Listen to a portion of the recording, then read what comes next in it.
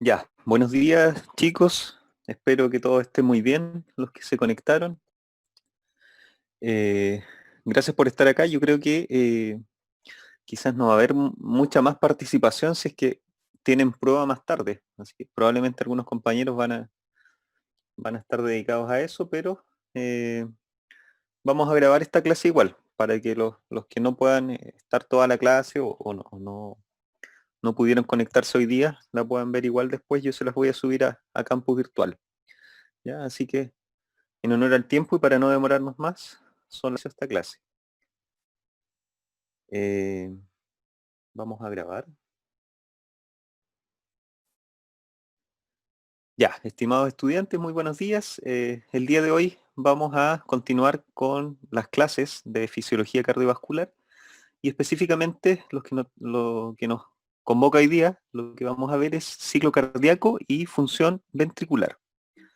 Para partir, mencionar la clase está organizada con una parte introductoria, después vamos a ver ciclo, donde vamos a ver las etapas básicas y las subetapas del ciclo cardíaco, que son, las etapas básicas son 4 y las subetapas son 7. Y finalmente vamos a terminar en la última parte con función ventricular, donde vamos a ver los conceptos del gasto cardíaco, el trabajo expulsivo, poscarga, precarga e inotropismo. Recordar de forma introductoria que las funciones principales del sistema cardiovascular circulatorio son el transporte. ¿Ya? Esto es bien importante, esto es como la principal función de este sistema, el transportar distintas cosas. ¿Qué transporta el sistema cardiovascular? Cosas materiales, físicas, ¿ya? Materia, células, nutrientes, ustedes saben que van proteínas, lípidos, carbohidratos a través de la circulación, va energía también, principalmente en forma de calor, nosotros podemos observarla, e información en forma de moléculas de señalización, que nosotros conocemos como las hormonas. Es un muy buen ejemplo de algo que transmite información y se transporta a través del sistema cardiovascular. El objetivo principal del transporte es aportar un flujo adecuado a todos los tejidos o a cada uno de los tejidos de nuestro organismo para mantener la constancia del medio interno, lo que quiere decir mantener la homeostasis de cada territorio, pero también para permitir la función de ese tejido. O sea, la cantidad de sangre que recibe no está en función solamente de lo que necesita para estar vital o estar vivo, sino que la perfusión que recibe un tejido tiene que ver también con el tipo de función que tenga ese territorio en particular. Y ahí un muy buen ejemplo es lo que pasa a nivel del sistema renal con los riñones, donde los riñones reciben mucho más aporte sanguíneo del que requieren para mantenerse funcionando correctamente. Y eso tiene que ver con las funciones propias de ultrafiltrado glomerular que tiene este órgano para, y la importancia que tiene esto para todo nuestro organismo. Entonces el corazón aporta energía a la sangre, ¿ya? Y eso lo podríamos analizar mucho más cuando, por ejemplo, se ve el teorema de Bernoulli y se ven las energías que participan del flujo de sangre en nuestro organismo, pero la energía de presión es una de ellas y es la que principalmente nosotros analizamos. ¿Ya? Nosotros decimos que cuando late el corazón hace que aumente la presión intraventricular, que aumente la presión sanguínea y con eso es inyectada la sangre desde un lugar de mayor presión a uno de menor presión. Eso es cierto, eh, pero lo más correcto sería decir que la sangre va a fluir desde el lugar de mayor energía a menor energía. Por lo tanto, el corazón siempre lo que está aportando es energía. Distintas formas de energía. La energía de presión es una más de ellas. Y el ciclo cardíaco, que es lo que vamos a ver inicialmente, entramos ya en esto, se define como una secuencia de hechos mecánicos, ¿ya? Que se producen durante un latido cardíaco. Y aquí es donde tenemos las etapas de sístole y diástole, que yo creo que ya son muy conocidas por ustedes. Las han estudiado probablemente cuando vieron anatomía, histología, la volvemos a ver aquí en fisiología, pero nosotros ya mucho más centrados en lo que es el funcionamiento, ¿ya? De este órgano central del sistema cardiovascular. Eh, Tiene distintas etapas, ¿ya? Esta sístole y esta diástole es diferencial, de acuerdo si hablamos del sinciso auricular o el sinciso ventricular. Cada uno de ellos tendrá su propia sístole y su propia diástole. Y la duración aproximada de este ciclo es 0,8 segundos. O sea, cerca de 800 milisegundos es lo que dura normalmente un ciclo cardíaco. El periodo de sístole es el de contracción de los atrios o los ventrículos, es el periodo donde se eyecta sangre desde la cavidad, y la diástole es un periodo de relajación de los atrios o los ventrículos y es el periodo en el cual el corazón se estará llenando de sangre, o la cavidad en particular. Los estados funcionales de los incisios son tres, ¿ya? Tenemos una primera parte donde vamos a encontrar al atrio contraído en sístole y el ventrículo en diástole, ¿ya? O sea, se contrae el atrio, está relajado el ventrículo. Una segunda etapa donde se contrae el ventrículo y el atrio está relajado. Y una tercera etapa donde tanto atrios como ventrículos se encuentran relajados, ¿ya? O en una etapa de diástole. Esto es lo que normalmente va a estar ocurriendo en un ciclo cardíaco. Ya no es tan simple como contracción, relajación de todo el corazón. No se comporta de esa forma, sino que tenemos activaciones secuenciales de los distintos incisios, ¿ya? Y primero tenemos contracción del atrio, después del ventrículo, y tenemos después una tercera etapa donde tanto atrios como ventrículos se encontrarán relajados. Y todo esto ocurre dentro de esos 0.8 segundos que ya mencionábamos anteriormente. Ahora, este ciclo, ¿ya?, de sístole y diástole genera fluctuaciones en la presión arterial y que nosotros podemos ver en esta representación gráfica de cómo se produce o cómo van variando las presiones a lo largo de todo el territorio del sistema cardiovascular. Cuando sale la sangre eyectada, ¿ya?, desde el ventrículo izquierdo hacia la arteria aorta, vemos que hay una gran fluctuación de la presión arterial y esto obedece específicamente a los periodos de sístole y diástole, ¿ya? Esa fluctuación es lo que realmente ocurre. La curva negra estaría representando la presión arterial media y después aquí podemos ver cómo cae la presión progresivamente. Los lugares donde más cae la presión arterial, que es los lugares donde tiene mayor resistencia al flujo de sangre, es específicamente a nivel de las arteriolas y los capilares, ¿ya? Eso ya lo analizamos en alguna clase anterior. Esta fluctuación de sistólica y diastólica de la presión de pulso es lo que nos permite a nosotros poder tomar algunos signos vitales, como por ejemplo el pulso arterial, ya sea, aquí tenemos el ejemplo de la arteria radial, donde usted al palpar la arteria es capaz de distinguir una fase de ascenso y una de descenso del pulso de sangre que está fluyendo por esa arteria, y con eso usted es capaz de, por ejemplo, cuantificar la frecuencia de pulso que debería estar reflejando también lo que es la frecuencia cardíaca de esa persona. También nosotros podemos medir esas fluctuaciones en la presión a través de las técnicas de medición de presión arterial, con un esfingomanómetro, con un método auscultatorio podría ser, con este esfingomanómetro de mercurio, puede ser un aneroide, puede ser un digital, ya, electrónico. Cualquiera de ellos les va a permitir poder medir las dos presiones, tanto la sistólica como la diastólica, ¿ya? Cuando auscultamos, en realidad se insufla este manguito, después se suelta desde ahí, se empieza a desinflar, nosotros estamos auscultando la arteria braquial, y cuando va bajando esta columna de mercurio, y comenzamos a audir un pulso, ¿ya?, que es auscultable, en ese momento nosotros decimos que tenemos nuestra presión arterial sistólica. Y en el momento vamos a continuar escuchando un pulso audible, y hasta el momento en que desaparezca ese pulso audible, va a ser el momento donde nosotros determinamos la presión arterial diastólica, en ese caso. Entonces es un método que se utiliza, por supuesto que es más complejo, o tiene más pasos. Antes uno debiera determinar con el método palpatorio la presión arterial sistólica para ver cuánto va a insuflar el manguito, pero más o menos esa es la forma como se realiza. Entonces, el origen de este ciclo cardíaco está dado en el sistema excitoconductor y específicamente en el potencial de acción que se gatilló de forma automática y espontánea en el nodo sinusal, que ya recuerdan, decíamos que es el principal lugar que va a controlar toda la actividad eléctrica cardíaca. Primero, toda la actividad eléctrica que está ocurriendo en el sistema excitoconductor y, por supuesto, la actividad eléctrica que tendrán los incisios atrial y ventricular. La sístole se produce por la despolarización de atrios y ventrículos, y la diástole es consecuencia de la repolarización de los atrios y los ventrículos. Esto es muy importante lo que dice aquí al final, que primero ocurre la actividad eléctrica y como consecuencia a la actividad eléctrica inicial, posteriormente ocurre la actividad mecánica del ciclo cardíaco. Entonces, eso es lo que podemos ver en este gráfico, donde siempre primero va a ser la actividad eléctrica, que aquí tiene la forma del potencial de acción de las células contráctiles, y después viene el aumento en la tensión del músculo cardíaco, ¿ya? Que obviamente eso es reflejado como la contracción muscular cardíaca. Entonces, primero la actividad eléctrica y como consecuencia de esa actividad eléctrica, posteriormente vendrá la actividad mecánica.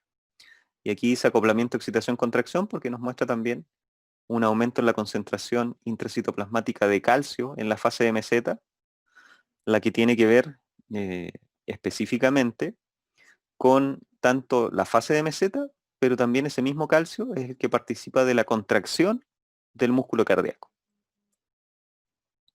Entonces esta imagen lo que nos representa principalmente es que la actividad eléctrica del sistema excitoconductor, que es lo que tenemos, que el ciclo cardíaco, que la actividad mecánica. Y la actividad mecánica ocurre porque primero ocurre una actividad eléctrica, ¿ya? Entonces, cuando se despolarizan después de estos distintos territorios, es cuando tendremos los periodos de sístole y de diástole, tanto de atrios como de ventrículos. Y esto igual es importante de mencionar, que los sucesos del ciclo cardíaco, ¿ya? Todos los fenómenos, los eventos que están ocurren simultáneamente, tanto en el lado izquierdo como derecho, ¿ya? Y las etapas del ciclo cardíaco, que en general se analizan en los libros, se describen en función de los eventos ventriculares, ¿ya? ¿Por qué se analizan más? Cuando ustedes lean los libros, se van a dar cuenta que se habla de la sístole y la diástole cardíaca para referirse a lo que ocurre en los ventrículos y no a los atrios. ¿Por qué se le da más importancia a los ventrículos que a los atrios? Porque los ventrículos son los que finalmente van a estar eyectando sangre hacia los distintos territorios de nuestro organismo, ya sea el lado derecho, que va a estar eyectando sangre hacia la circulación pulmonar, o el lado izquierdo, que eyecta sangre hacia la circulación mayor o general. Ambos ventrículos se les da una mayor importancia relativa por este sentido, ¿ya? Por el sentido que tiene o la importancia que tiene de estar eyectando sangre hacia todos los territorios de nuestro organismo. Y además, la mayoría de los libros no le da la misma importancia al ventrículo derecho en relación al izquierdo, y al que se considera mucho más importante con respecto al cual se describen en la mayoría de los libros esta etapa, va a ser en relación al ventrículo izquierdo. ¿Por qué se le da mayor relevancia al ventrículo izquierdo que al derecho? Porque el ventrículo izquierdo es el que va a estar eyectando sangre hacia la circulación mayor o general, por lo tanto lleva sangre hacia todos los tejidos de nuestro organismo, ¿ya? Así que finalmente se termina simplificando lo que ocurre en el corazón, y en los libros lo van a encontrar descrito principalmente en función a lo que ocurre en el ventrículo izquierdo, ¿ya? Todo el ciclo cardíaco se va a explicar de esa forma. Las etapas básicas de este ciclo son 4, que están en función del estado de las válvulas cardíacas, ¿ya? Recordemos que el corazón posee 4 válvulas cardíacas. En el punto de llegada de las venas al corazón no hay válvulas, ¿ya?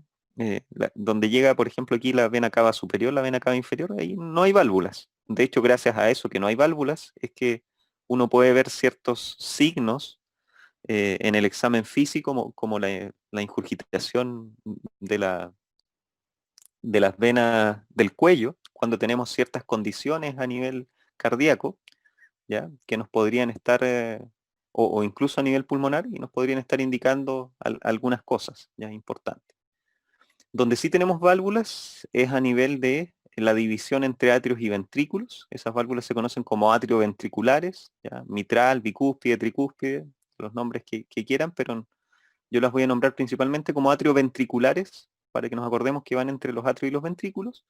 Y las otras válvulas son las que están en los puntos de salida de los ventrículos y las arterias de salida, ¿ya? De ambos ventrículos. Ahí una se llama válvula aórtica y la otra se llama válvula pulmonar, pero las vamos a llamar nosotros como válvulas semilunares, para no hacer la distinción del lado derecho al lado izquierdo, sino que vamos a hablar solamente de las válvulas atrioventriculares o de las semilunares, para referirnos a estas otras de salida. Aquí podemos dividir en sístole, la parte de arriba, y en diástole, esta parte de acá abajo. Las dos primeras etapas corresponden a la sístole. La primera parte es la de una contracción isovolumétrica, una contracción donde no se modifica el volumen intraventricular, por eso se llama isovolumétrica.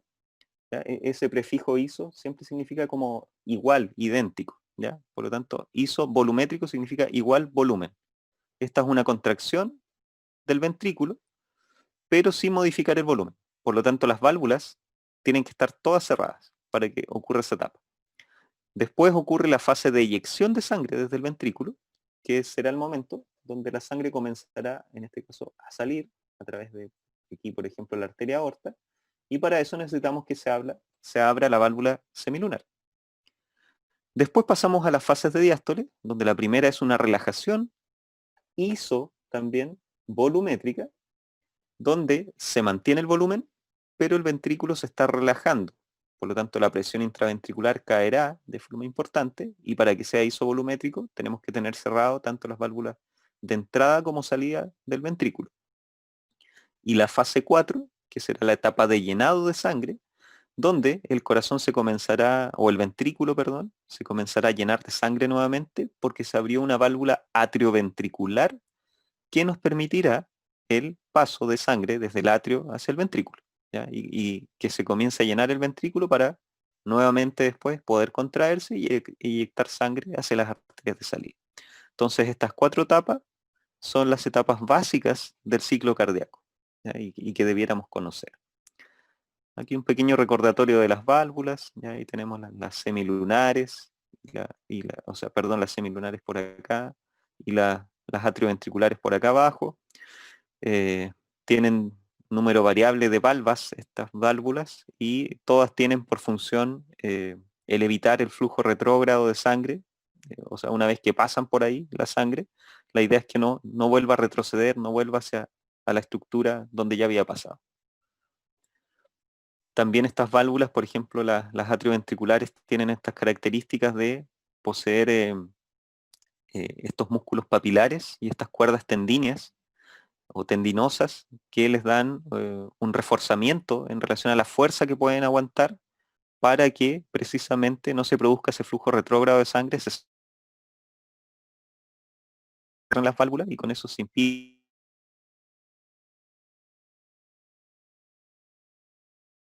el paso de sangre lunares desde las arterias de salida hacia los ventrículos. Entonces las etapas básicas del ciclo cardíaco se pueden ver en esta imagen también. Contracción isovolumétrica sería la primera etapa que habíamos visto. Es un momento donde el volumen ventricular se mantiene, pero la presión intraventricular va a aumentar de forma importante. La fase de eyección es la segunda. Dijimos que en este momento aquí se debe abrir la válvula semilunar. Sigue aumentando la presión hasta llegar a un punto máximo en esta etapa, y el volumen aquí sí cae de forma importante, intraventricular, porque se comienza a eyectar sangre desde el ventrículo hacia la arteria de salida. Esas 2 etapas corresponden a la sístole, y la etapa 3 y la 4 corresponden a la diástole. La etapa 3, la fase de relajación isovolumétrica, cae de forma importante la presión intraventricular, el volumen aquí se mantiene bajo en el ventrículo, todas las válvulas están cerradas, y en la fase 4 comienza el llenado del ventrículo, comienza a aumentar progresivamente la presión intraventricular, y también progresivamente comenzará a aumentar el volumen en el interior del ventrículo. Y esto ocurre porque se abre una válvula atrioventricular que permite el paso de sangre desde el atrio hacia el ventrículo. Y las subetapas del ciclo cardíaco las vamos a nombrar principalmente y las vamos a ver en el gráfico, pero ustedes después van a profundizar en ellas, en los libros, en casi todas partes están muy bien descritas, y yo les voy a compartir de hecho en campus virtual también, una página web con una animación que es bien didáctica para poder estudiar y comprender el ciclo cardíaco, ¿ya? Donde van a poder ir adelantando y retrasando ahí un poco cada una de las etapas y viendo qué pasa en el corazón y en los gráficos, ¿ya? Estas subetapas son bien parecidas a las 4 etapas básicas. ¿Ya? Ustedes ven que la sístole ahora son 3 etapas y la diástole son 4. ¿Ya? Por eso aquí aumentamos a 7. Pero es bien sencillo porque, miren, la etapa 1 es la misma, contracción isovolumétrica. Esa es la primera etapa de la sístole. Y la fase de eyección, en este caso, nosotros la dividimos en 2 partes. ¿Ya? Una eyección rápida y una eyección lenta. Por lo tanto, lo único que estamos haciendo es dividirlo en rápido y lento y por eso ahora tenemos 3 en vez de 2. Y en diástole, por acá abajo, la primera etapa también es relajación isovolumétrica, ¿ya? O sea, la misma etapa que ya teníamos. La fase de llenado, nosotros la vamos a dividir en 3 partes acá, ¿ya? Pero la de llenado, la que se llama llenado acá, la vamos a dividir, pongámosle en 2 partes, que es el llenado rápido y el llenado lento, y aquí arriba. Y la última parte del llenado del ventrículo se llama la sístole auricular. Imagínense la importancia que se le da al ventrículo por sobre el atrio, que en este caso a la sístole del atrio, a la sístole auricular, solamente se reconoce como una subetapa de la diástole del ventrículo. ¿Ya? Se incluye dentro de esto. Entonces, por eso es que nosotros aquí tenemos estas 3 etapas iniciales de sístole y por acá abajo tenemos estas otras 4 etapas que son de la diástole. ¿Ya? Entonces, esas son las que vamos a tener que analizar después en relación al gráfico. Mencionar también que si bien el ciclo cardíaco dura aproximadamente 0.8 segundos, el proceso de diástole siempre es más prolongado fisiológicamente que el de sístole. ¿Ya? Se habla en algunos libros de 3/5 la sístole y 2/5 de duración la diástole, lo que equivale más o menos a 0.3 segundos de sístole, 0.5 segundos de diástole, o incluso algunos libros mencionan 1/3 de sístole y 2/3 de diástole. ¿Ya? Entonces, estos valores siempre son aproximados, depende del libro, pueden modificar los valores como los mencionan. De hecho, esta aproximación en segundos la hice yo acá. Pero independiente de eso, de pequeñas variantes de libro a libro, eh, siempre deben tener muy claro que la diástole es más larga temporalmente que la sístole. ¿Ya? Eso es el mensaje que tienen que quedarse y finalmente no olvidar. Y ahí llegamos a este esquema que es un poquito más complejo, que es el clásico que se analiza cuando les hacen talleres de ciclo cardíaco, que tengan que ver. Yo sé que normalmente con la doctora Galloso o alguien más hacen análisis de este tipo del ciclo cardíaco, con el doctor Potov también de repente. Así que si tienen algo de eso van a profundizar mucho más acá en este tipo de ciclos, donde tenemos, por ejemplo, el análisis de lo que ocurre a nivel de presión aórtica, presión auricular, presión ventricular, volumen ventricular, incluso se correlaciona esto con lo que pasa en el electrocardiograma, y más aún todavía con lo del fonocardiograma. Por lo tanto, se pueden hacer muchos análisis con respecto a estas partes del ciclo. Aquí, pero ven ustedes que las etapas también se diferencian en contracción isovolumétrica, esta eyección rápida y lenta, aquí les llaman vaciamiento, y protodiástole, que es una forma como más antigua, como se denominaban, relajación isovolumétrica, que ya marca el inicio de la diástole, ingreso rápido, que sería llenado rápido al final, llenado lento, que aquí se llama diástasis, y la sístole auricular, que sería esta acá. Por lo tanto, ahí tiene el término de ese ciclo, aquí se iniciaba el ciclo, y en este punto se diferencia la sístole de la diástole. Por lo tanto, por acá tendría lo que es sístole y por aquí tendría ya el periodo diastólico. En esto que va desde aquí hasta acá. Y este sístole correspondería de acá hasta acá. ¿Ya? Y bueno, ahí está un poquito la diferenciación de los periodos de sístole y diástole. Y es lo mismo que aquí les pongo otro gráfico que van a encontrar en cualquier libro de fisiología, van a encontrar aquí estas mismas etapas, ya contracción isovolumétrica, eyección rápida, eyección lenta, o eyección decrecida, dice acá, relajación isovolumétrica, llenado rápido, llenado lento. Y sístole atrial que estaba por acá, en esta parte. Por lo tanto, las etapas son las mismas. En general se analizan las presiones intraventriculares, la presión atrial y los volúmenes al interior del ventrículo, el volumen atrial también, que es lo que tenemos acá abajo. Esto va a estar reflejando, por lo tanto, la fase de contracción isovolumétrica. Este punto B hacia el punto C es una fase donde el volumen comienza a disminuir y la presión sigue aumentando, aumentando hasta llegar a un punto máximo y comenzar a descender nuevamente. Esto representa la fase de eyección ventricular. Del punto C al punto D tenemos una etapa donde el volumen se mantiene constante, pero la presión caerá de forma importante. Por lo tanto, esta es la etapa de relajación isovolumétrica, ¿ya? Que ya está dando cuenta de la primera parte de la diástole. Y por acá tenemos una etapa donde el volumen comienza a aumentar y la presión también progresivamente comenzará a aumentar y refleja la fase de llenado ventricular. Por lo tanto, cada una de estas partes de este loop ventricular o de este gráfico presión-volumen nos entrega información en relación a las etapas del ciclo cardíaco. Y estos puntos de intersección A, B, C y D nos están reflejando estados valvulares, ya aperturas o cierre de válvulas. Por ejemplo, acá en este punto donde que vamos desde la etapa de contracción isovolumétrica a la de eyección, el punto B refleja apertura de la válvula semilunar. El punto C refleja el cierre de esa válvula semilunar, que permite que se produzca la etapa de relajación isovolumétrica. El punto D, que es la transición entre fase de relajación isovolumétrica y fase de llenado, refleja la apertura de la válvula atrioventricular, y el punto A reflejará el punto de cierre de la válvula atrioventricular. ¿Ya? Entonces, cada una de estas etapas y cada uno de estos puntos de intersección está reflejando distintas etapas del ciclo cardíaco y también distintos estados valvulares a nivel de válvulas semilunares y atrioventriculares.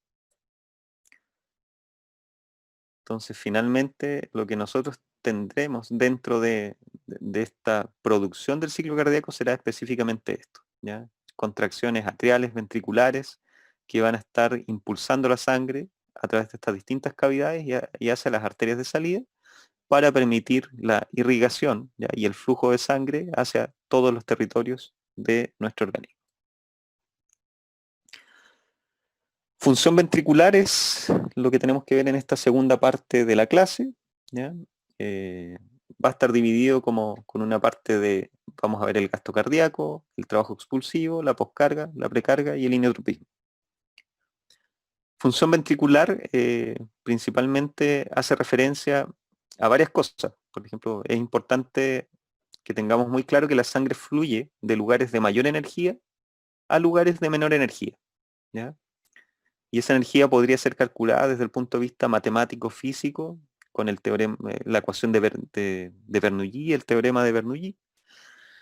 Pero una de las más importantes, de las energías más importantes que está dando cuenta de este flujo de sangre desde un lugar a otro, es específicamente la energía en forma de presión, ¿ya? Por lo tanto, también nosotros decíamos que la sangre fluirá desde un lugar de mayor presión a uno de menor presión, ¿ya? Eso casi siempre es verdadero, casi siempre. Hay excepciones, pero casi siempre es cierto.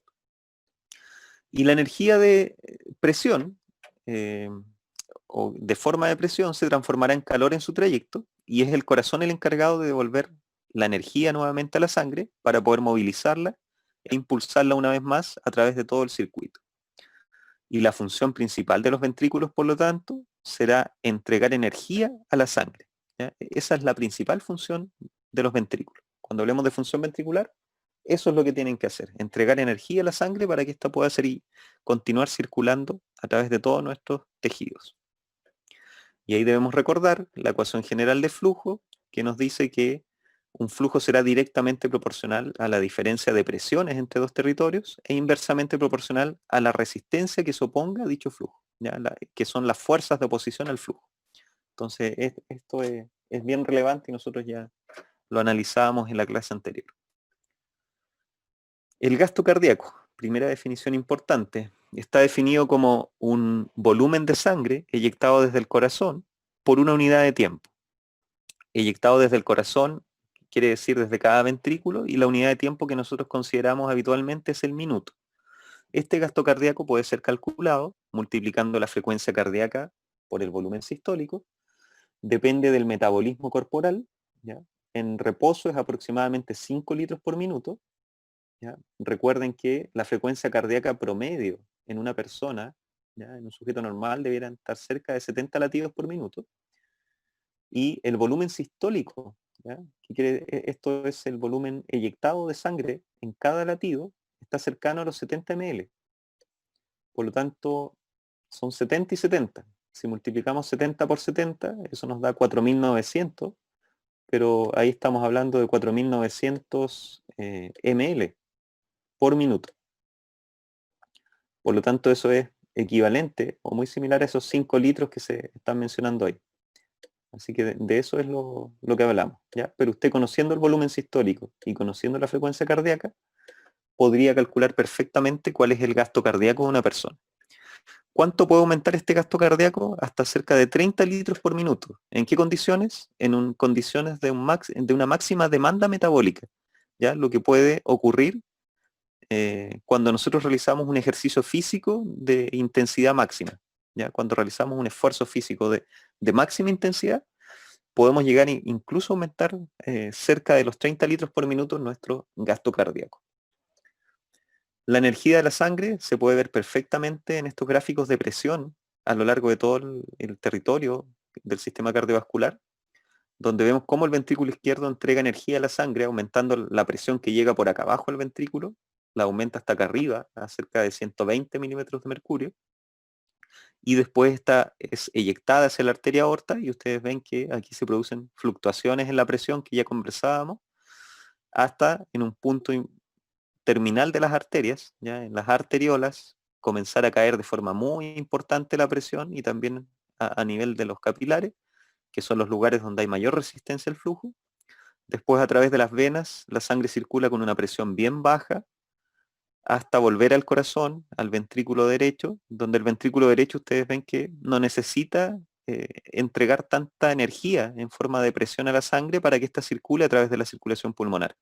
¿Ya? La circulación pulmonar es un territorio de una relativa baja resistencia al flujo. Por lo tanto, la presión no requiere ser tan alta, ya por ciertas características estructurales de los vasos sanguíneos pulmonares. Ahí hay varias cosas que ocurren, pero la presión finalmente no necesita ser tan alta. Ustedes ven que aquí, con una presión cercana a los 30 milímetros de mercurio, ya se eyecta y fluye de buena forma la sangre a través de la circulación pulmonar para volver nuevamente hacia el ventrículo izquierdo.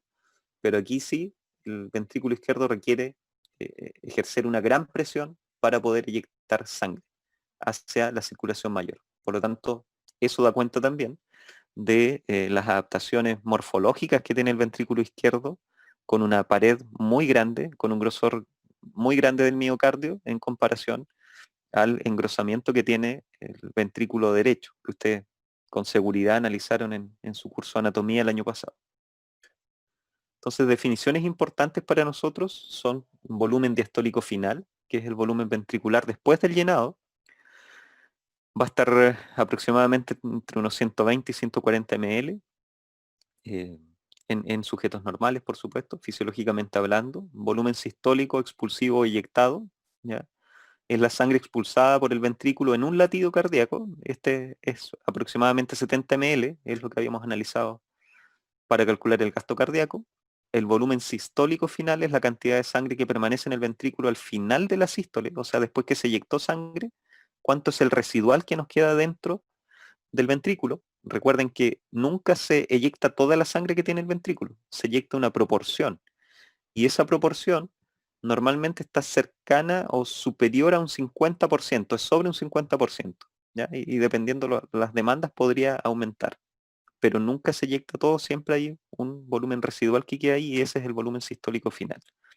Y la fracción de eyección, de hecho, es el cálculo de la proporción del volumen diastólico final que es expulsado. O sea, y se calcula dividiendo el volumen sistólico o el volumen eyectado de sangre por el volumen diastólico final.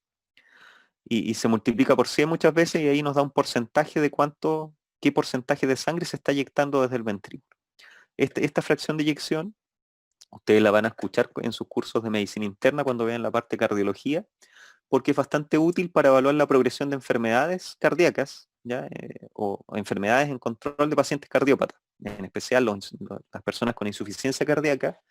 Es bastante útil el ir observando qué pasa con su fracción de eyección a lo largo del tiempo, ¿ya? Y si esta va disminuyendo, va empeorando, se habla de un empeoramiento o de una progresión de esta insuficiencia cardíaca y posteriormente o probablemente eso involucre modificación en la clasificación de severidad de ese paciente con insuficiencia cardíaca. Así que eso lo van a comenzar a escuchar de aquí en adelante. El trabajo expulsivo es otra cosa importante a analizar dentro de la función ventricular. Podría ser calculado matemáticamente, ¿ya? Calculando el área bajo la curva del loop ventricular. Aquí corresponde este trabajo expulsivo a la energía que el ventrículo izquierdo entrega a la sangre para poder eyectar esa sangre hacia la circulación. Y en este caso, si analizáramos el ventrículo izquierdo y esta fuera la curva del ventrículo izquierdo, eso matemáticamente lo podemos calcular midiendo, ¿ya?, el área bajo la curva del loop ventricular. Y eso porque, recuerden ustedes desde física, ¿ya?, desde física del colegio, ustedes cuando tuvieron las unidades de cinética, de mecánica probablemente, de la unidad de mecánica, tienen que haber visto que el trabajo, ¿ya?, se representaba con una W y era igual a la fuerza por el desplazamiento. Y en este caso, la fuerza nosotros la podríamos homologar a la presión que está generando el ventrículo y el desplazamiento lo podríamos homologar a las modificaciones volumétricas que ocurren a nivel ventricular. Por lo tanto, calculando esto, nosotros perfectamente podríamos calcular el trabajo que está realizando el ventrículo para poder eyectar sangre hacia la arteria de salida, ¿ya? Es importante conocer esto conceptualmente desde el punto de vista para entender los conceptos, pero por favor, yo nunca les voy a pedir que hagan un ejercicio matemático en la prueba en relación a esto, ¿ya? Es solamente para ir comprendiendo los conceptos. Y por lo tanto ahí tenemos nuevamente la importancia de este loop ventricular o de este gráfico volumen-presión ventricular que nos permite conocer distintas variables, y una de ellas que es bien importante también, miren, no sé si la analizaron anteriormente, es la distancia que se produce en el momento de eyección de sangre, que es lo que tenemos acá, desde acá hasta acá, y que será lo que se conoce como el volumen sistólico, ¿ya? En inglés eso se llama stroke volume, pero es lo mismo que para nosotros decir volumen sistólico, ¿ya? O lo mismo que yo les pongo también esa sigla de expulsado o volumen eyectado, que puede ser así. De cualquiera de esas dos formas lo pueden ver también resumido en los artículos científicos o en los libros, ¿ya? En este caso parte de 120 ml y ustedes ven que llegó a vaciar hasta que quedan 50 ml en la cavidad ventricular. Por lo tanto, ¿cuánto aproximadamente se eyectó en este momento? Cerca de 70 ml, ¿no es cierto? 50 para llegar a 100 son 50, más 20 son 70. Por lo tanto, el volumen, ¿ya?, sistólico o el volumen de sangre eyectada en este caso está igual siendo 70 ml, ¿ya? Así que ese valor que va desde ahí hasta ahí es importante también. Y para terminar esta clase nos queda ver tres conceptos importantes que son factores que van a estar determinando la tensión generada por el ventrículo en el momento de la sístole, ¿ya? El ventrículo está formado por fibras musculares que al contraerse generan tensión muscular y aumentarán la presión intraventricular. La presión que se genere, ¿ya?, o la tensión generada por la pared va a depender de estos tres factores principales. Tenemos por una parte la postcarga, la precarga y el inotropismo o contractilidad o contractibilidad, ¿ya?, que es conocido también en los libros. Estos tres factores son los que determinan finalmente la tensión que puede generar el ventrículo para eyectar sangre. Nuevamente para nosotros este loop ventricular va a ser muy importante porque nos va a permitir analizar conceptos en relación a la precarga, poscarga y inotropismo, ¿ya? La precarga tiene que ver con este punto que tenemos acá abajo, ¿ya? cuánto se está llenando el ventrículo, o sea, cuánto hacia acá llegue el llenado desde el punto de vista volumétrico. La poscarga tiene que ver con este punto que tenemos acá, que tiene que ver cuánta presión tiene que generar el ventrículo para poder comenzar a eyectar sangre. Y el inotropismo o contractilidad tiene que ver con esta curva que se forma en este punto, que tiene que ver también con el volumen sistólico final, ¿ya? Con este punto de acá, una curva que se forma acá. Así que eso lo vamos a ir analizando en cada uno de los casos. Primero, lamentablemente no existe una definición única para el concepto de poscarga, por lo tanto yo tomo varias y se las voy a mencionar, ya distintas definiciones, porque en distintos libros hay distintas formas de referirse al concepto o a definirlo. Pero todo hace referencia a una misma cosa, ¿ya? Así que no es que signifique distintas cosas, sino que tiene un mismo significado, pero explicado de distintas maneras en distintos libros. Este término se refiere a la resistencia, impedancia o presión que el ventrículo debe superar para poder eyectar o impulsar su volumen sanguíneo hacia la arteria de salida. La poscarga va a estar determinada por una serie de factores, como son el volumen de sangre impulsada, ¿ya? Que es conocido como el volumen diastólico final, la impedancia de la red vascular, lo que tiene que ver con la presión aórtica para el ventrículo izquierdo, el tamaño del ventrículo y también el espesor de la pared ventricular. Son todos factores que determinan la poscarga. La poscarga es, o puede estar definida como la tensión contra la cual se contrae el ventrículo, la fuerza o la presión, ¿ya? Contra la cual se contrae, la presión que debe superar para poder eyectar sangre, o la fuerza que debe ejercer el ventrículo izquierdo para vaciar su contenido de sangre hacia la arteria aorta. Se rige por la ley de Laplace, ¿ya? La ley de Laplace en este caso para una esfera. Laplace tenía varias ecuaciones, nosotros vimos una en relación a la modificación del radio de los vasos sanguíneos, de las arteriolas. Esa es una forma de verla como la ecuación de Laplace, en este caso es una ecuación de Laplace que se aplica para una esfera, que es esta, ya el estrés de la pared es igual o directamente proporcional a la presión eh, interna del ventrículo en este caso, multiplicada por el radio del ventrículo y partido por el grosor de la pared. A mayor presión o diámetro del ventrículo izquierdo, la poscarga será mayor, y a mayor grosor de la pared, la poscarga deberá disminuir. Y eso es lo que tenemos acá, donde observamos que el estrés sobre la pared, ya esta letra está reflejando el estrés de la pared ventricular, va a estar en relación directa con la presión al interior del ventrículo y el radio que tenga el ventrículo. O sea, el estrés aumenta al incrementar la presión, lo que ocurre en una sobrecarga de presión del ventrículo, o cuando aumentamos el radio del ventrículo también, lo que ocurre en una sobrecarga de volumen. Y se tiende a normalizar, porque este estrés es inversamente proporcional a este factor, cuando se incrementa H, ¿ya? Y H dijimos que era el grosor de la pared ventricular. Por lo tanto, cuando se engrosa la pared ventricular, tiende a normalizarse o a disminuir el estrés de la pared ventricular. En el contexto clínico, la medida más sensible de la poscarga es la resistencia vascular sistémica para el ventrículo izquierdo y la resistencia vascular pulmonar para el ventrículo derecho. La resistencia del sistema vascular se deriva de las mediciones del gasto cardíaco y de la presión arterial media, ¿ya? Y esos dos factores podrían ser calculados clínicamente, ¿ya? La presión arterial media usted la puede calcular y el gasto cardíaco clínicamente también se puede, ¿ya? Con ayuda de algunos exámenes o de algunas técnicas particulares, pero se puede. La poscarga está en relación inversa con la función ventricular, o sea, mayor poscarga, menor volumen de sangre eyectado, ¿ya?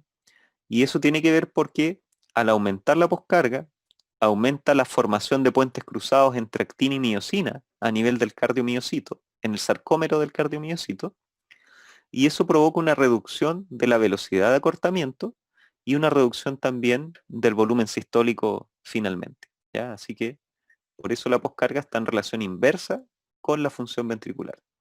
Se aumenta la poscarga, disminuye el volumen sistólico o el volumen eyectado de sangre.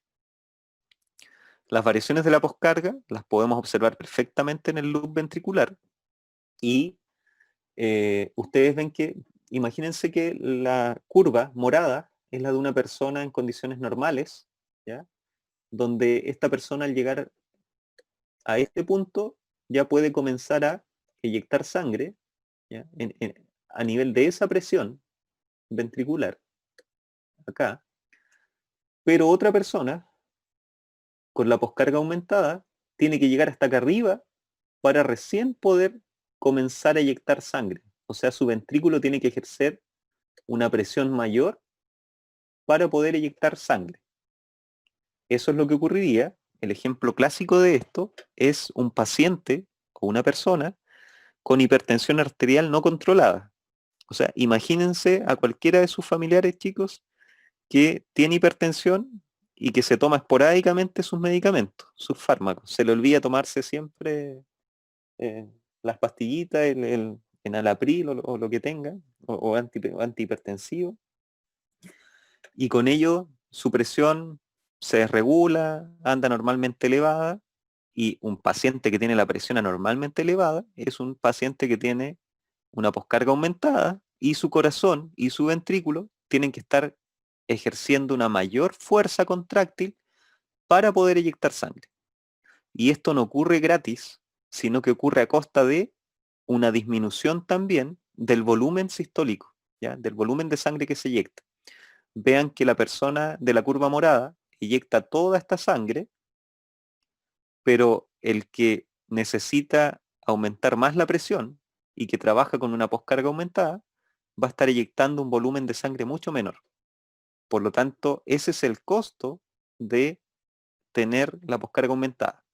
Y peor aún, mientras más tenga que trabajar acá, más pequeña va a ser la cantidad de sangre que va a estar expulsando esa persona. Por lo tanto, por eso es que decimos que la poscarga está en función inversa con la función ventricular, porque a medida que es más alta la poscarga, será menor el volumen sistólico. Así que ojo con eso. El segundo concepto que debemos ver es el de la precarga, ¿ya? Este tiene que ver con la longitud que tienen los sarcómeros del cardiomiocito antes de contraerse. La precarga corresponde al volumen final de diástole, cuando se ha llenado el ventrículo por completo, y se rige por la ley de Frank-Starling, ¿ya? Que no tiene mucho que ver con las fuerzas de Starling que ustedes analizaban en el intercambio transcapilar, sino que esta es una ley de Frank-Starling, ¿ya? Son dos investigadores distintos que detallaron o postularon esta ley. La ley de Frank-Starling tiene que ver con la capacidad intrínseca del corazón para adaptarse a diferentes volúmenes de final de diástole, y no es nada más que cuanto más se distiende el músculo cardíaco, mayor será la fuerza de contracción posteriormente y mayor la cantidad de sangre que se eyectará. O sea, aquí tenemos volumen sistólico de sangre que se está eyectando en cada latido, y podemos ver que a medida que el volumen también, el volumen sistólico comienza a ser mayor. O sea, mientras más se llena el ventrículo, ¿ya? Mayor será, y mientras más se llena y mientras más estirada esté la fibra miocárdica, o mayor sea la longitud inicial de la fibra, la fuerza que desarrolla el ventrículo será mayor, la contracción. Por lo tanto, se llena más el ventrículo y eyecta una mayor cantidad de sangre también. Eso es lo que tiene que ver o cómo funciona el concepto de precarga a nivel cardíaco.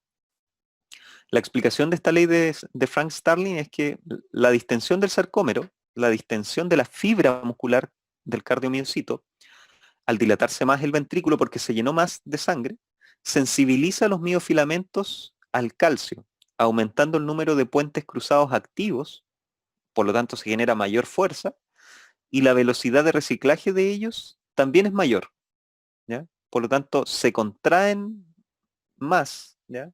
O aumenta la cantidad de puentes cruzados activos entre actina y miocina, pero también el desacople de esos puentes es más rápido. Por lo tanto, esto es muy funcional, ¿ya? Lo podemos ver acá, donde, claro, sale una cantidad de calcio determinada que está más sensible a unirse con estos miofilamentos, pero también después el calcio se recupera o se recicla más rápido, por lo tanto, eso hace de que la contracción sea muy eficiente y más potente. ¿Ya? Efecto del aumento de la afinidad del calcio por la troponina sobre la contractilidad es lo que explicaría finalmente esta ley de Starling y el aumento de la precarga. Variaciones de la precarga en el loop ventricular. Aquí tenemos el ejemplo también. Podemos observar que normalmente la curva negra, una persona llenaba su ventrículo hasta ahí, hasta este punto.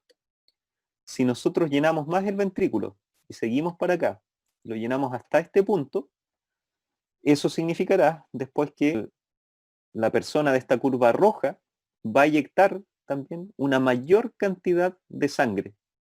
Por lo tanto, el volumen sistólico, ¿ya? O el volumen eyectado en este caso, va a ser mucho mayor en la medida de que el ventrículo se llene más también. ¿Ya? Un aumento en el volumen diastólico final, aumento en la precarga, llevará a un aumento en el volumen eyectado de sangre o volumen sistólico por el mecanismo de Frank-Starling. Entonces, en este caso, sí, el aumento en la precarga favorece la función ventricular, porque aumenta el volumen eyectado de sangre en cada latido, o el volumen sistólico, que es lo mismo. Y el inotropismo, que es el último concepto que tenemos que ver, hace referencia a la capacidad del músculo cardíaco para generar cambios de fuerza sin ningún cambio en la longitud. Depende fundamentalmente de la concentración citoplasmática de calcio, y los agentes farmacológicos que modifican la contractilidad se conocen como fármacos inótropos, ¿ya? Y los pacientes con insuficiencia cardíaca, por ejemplo, reciben inótropos positivos. Hay un fármaco muy conocido que se llama digoxina, que es un inótropo positivo y es un fármaco que se puede administrar a las personas que requieren tener una mayor fuerza contráctil para mejorar su función ventricular. La regulación de la concentración de calcio a nivel citoplasmático es bien compleja, está a nivel del miocardiocito, está dada por múltiples canales, bombas, intercambiadores que permiten regular cuánto calcio hay en el citoplasma. ¿Ya? El aumento de la concentración de calcio puede estar dado por el calcio que viene desde afuera de la célula, el que sale desde el retículo sarcoplásmico también, son los dos principales fuentes de calcio. Ahora también la mitocondria puede ser un lugar de almacenamiento de calcio y también influye, pero son principalmente el calcio que viene de afuera y el que está en el retículo los que van a regular finalmente esta concentración, primordialmente. Entonces la regulación del inotropismo está dada principalmente por el sistema nervioso simpático y por la actividad de este mismo, y el aumento provocando cada vez que aumenta la actividad del sistema simpático, un aumento del inotropismo de la fuerza contráctil, modificando varias estructuras como el canal de calcio tipo L, de dihidropiridina, el fosfolambano, que permite que se active en mayor medida la bomba de calcio del retículo sarcoplásmico, modificando la actividad de troponina I, generando, que es una cosa que genera menor afinidad por el calcio, y también modificando el canal o receptor de rianodina. Entonces, al estimular con epinefrina, norepinefrina principalmente, liberada desde los terminales del sistema nervioso simpático, se activa un receptor beta-adrenérgico acoplado a proteína GS. Eso estimula adenilciclasa. Adenilciclasa estimula la producción de AMP cíclico. El AMP cíclico activa proteína quinasa A. Y la proteína quinasa A finalmente viene a fosforilar distintas estructuras, distintos sitios, que van a regular finalmente el aumento en la fuerza contráctil a nivel de este cardiomiocito. ¿Cómo podemos observar eso nosotros en el gráfico presión-volumen? A través de la modificación de esta pendiente, ¿ya? Esta pendiente que está formada aquí por este punto del volumen de final de sístole en este paciente. Y cuando aumenta la pendiente de esta curva, nosotros estaremos hablando de un momento donde hay un aumento en el inotropismo, un aumento en la contractilidad. ¿Ya? Cuando esa curva aumenta su pendiente, es un punto donde aumenta la contractilidad o inotropismo. Y que ustedes pueden ver que está dado porque este ventrículo se llenó igual que siempre, ¿ya? Se llenó hasta acá, lo mismo que se llena siempre, pero después eyectó una cantidad de sangre mayor. O sea, normalmente eyectaba sangre hasta acá, pero cuando aumenta el inotropismo, ahora aumentó el volumen de sangre eyectado, aumentando todo esto de acá. O sea, normalmente solamente eyectaba sangre hasta acá, pero cuando aumentó la contractilidad, siguió aumentando hasta este punto, ¿ya? Donde está acá esta curva, sin necesidad de modificar volumétricamente el llenado del ventrículo, sino que solamente aumentando la fuerza contráctil. Por eso es que nosotros vemos después el desplazamiento en esta pendiente, en esta línea que nosotros trazamos en ese lugar. Y es así como llegamos al final de esta clase del día de hoy, faltando un minuto para las 10, así que anduvimos súper bien en el tiempo. No sé si hay alguna pregunta. Yo creo que podemos responder una pregunta, chicos, antes de terminar la clase del día de hoy.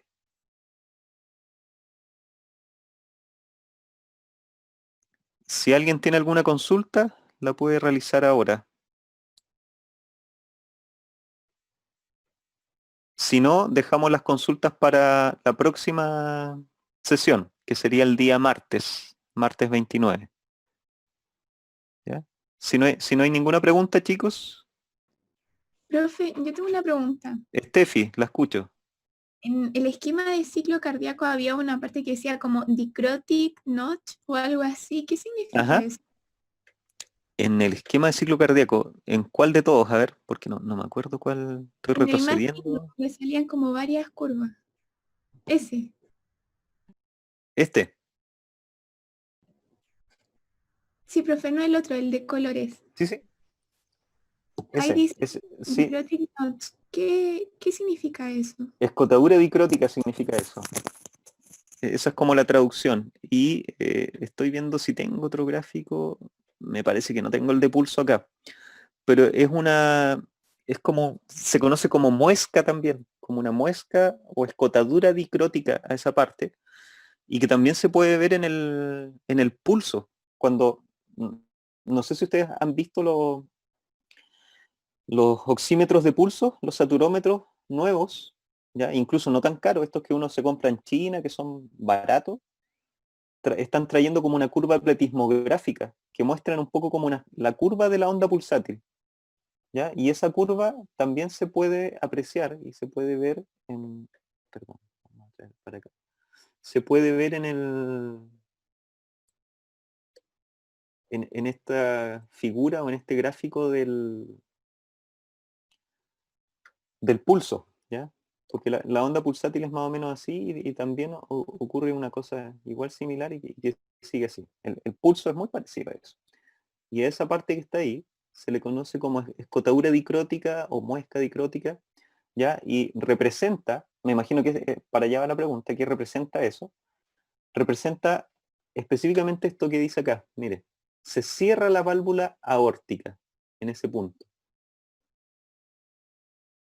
Por lo tanto, la sangre se eyectó. Recuerde que la sangre va a ir de lugares de mayor presión a menor presión. Por lo tanto, en este punto se está aquí eyectando sangre desde el ventrículo izquierdo hacia la aorta hasta el punto en que la presión de la aorta queda por sobre la presión del ventrículo izquierdo. En ese momento, la sangre tiende a volver desde la arteria aorta hacia el ventrículo izquierdo. Eso no puede ocurrir porque se cierra la válvula aórtica, ¿ya? La válvula semilunar. Y eso genera una fluctuación de presión que nosotros vemos acá, que se ve como que iba cayendo la presión y en algún momento aumenta de nuevo y después tiene cierta constancia.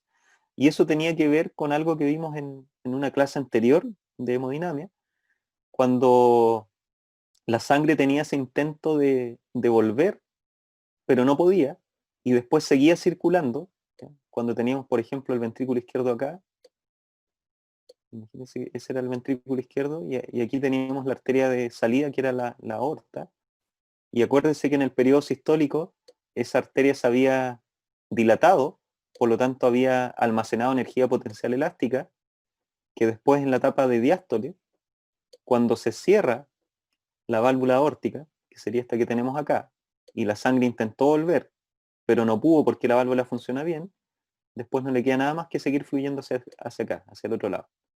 ¿Ya? Y ahí la sangre va a seguir hacia distal y gran parte de esa ayuda tiene que ver con la liberación de energía potencial elástica que se va a liberar producto después de la vuelta a su estado de longitud normal de la pared de las grandes arterias. como en este caso sería la arteria aorta. No sé si se acuerda de esa figura, Steffi, cuando la vimos en la clase anterior. Sí, me acuerdo, profe. Entonces tiene que ver con esa etapa, con ese intento como de volver de la sangre desde la aorta hacia el ventrículo izquierdo, que no es efectivo, ¿ya? Que no puede ocurrir en condiciones fisiológicas. ¿Ya? Si hay una insuficiencia valvular, por supuesto que vamos a tener ese problema en que va a estar existiendo sangre que vuelve, pero eso ya es patológico. ¿Ya? Fisiológicamente eso no debiera ocurrir, y todo este fenómeno, ¿ya?, de ese intento de regreso de sangre y la liberación posterior de energía potencial elástica desde acá, que hace que pueda seguir fluyendo toda esa sangre, es lo que genera esa como muesca o escotadura dicrótica, y que se puede ver aquí en este gráfico, y se puede ver también cuando analizamos la curva pletismográfica del pulso arterial. En cualquiera de las dos cosas se puede observar. Así que ojo con eso, el oxímetro de pulso, la mayoría de los nuevos, no solamente les está entregando el porcentaje de hemoglobina saturada, ¿ya?, el 98%, 90%, no sé, lo que sea, sino que también muchas veces les da la curva pletismográfica, les da como una curvita abajo que va mostrando cómo es la onda del pulso. Y es bien interesante analizar porque se pueden ver varias cosas ahí interesantes. Cuando yo le haga la clase de electrocardiografía, también comentamos un poco ahí cosas de la interpretación de esa onda pulsátil. Así que eso, si tienen más dudas, yo creo que las podemos dejar para el próximo martes. Por la hora, chicos, ya son las 10:06. Yo sé que ustedes tienen prueba ahora a las 11, así que les recomiendo que vayan a descansar, que vayan a repasar un poco si quieren, no sé, despéjense y que les vaya bien en su prueba nomás. Y nos veríamos el próximo martes el próximo martes puede ser a las 9:30, ya, en el horario habitual que estábamos haciendo la clase, así que ahí no habría problema. Dejamos hasta acá la sesión del día de hoy. Ya, chicos, nos vemos entonces la próxima semana. Que les vaya bien. Chao, Éxito en su profe. prueba. Chao, Muchas chao. gracias. Chao, gracias. Chao. Chao, profe, muchas Chao, profe, gracias. gracias. Chao, gracias. Chao, chicos, que estén bien. Chao.